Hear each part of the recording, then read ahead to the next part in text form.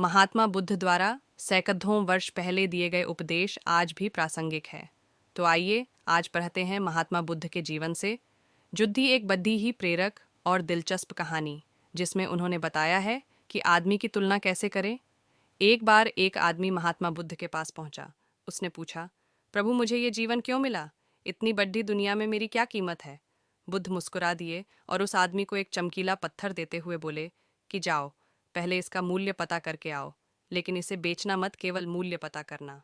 वो आदमी सबसे पहले उस पत्थर को लेकर एक आम वाले के पास गया और उसे पत्थर दिखाते हुए बोला, इसकी कीमत क्या होगी? आम वाला पत्थर को देखते ही समझ गया कि ये कोई बेशकीमती पत्थर लगता है। फिर भी वह बनावटी आवाज में बोला कि मैं इसके बदले में 10 आम दे सकता हूँ। आदमी वहां से चला गया और एक सब्जी वाले का पास पहुंचा, जिसने कहा कि मैं इसके बदले एक बोरी आलू दे सकता हूँ।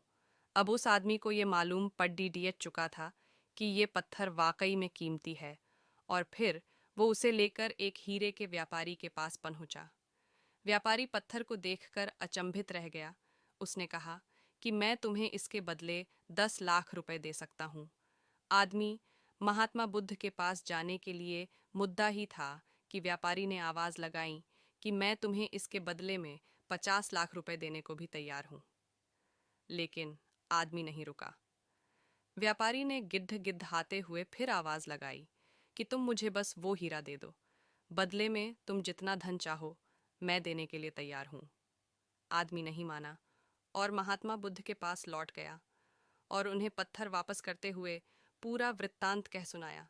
बुद्ध मुस्कुराकर बोले, आम वाले ने इसका मोल 10 आम लगाया, सब्जी वाले ने एक बोरी आलू, और हीरे के व्यापारी ने कहा कि ये अनमोल है।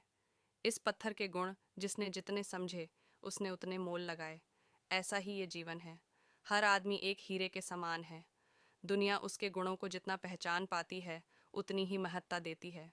लेकिन आदमी और हीरे में फ़र्क ये है कि हीरे को कोई दूसरा तराशता है और आदमी को अपने आप को खुद ही तराशना पड़ जाता है। तुम भी अपने भीतर के गुणों को तराशो, तुम्हें पहचानने वाला भी कोई न कोई मिल ही जाएगा।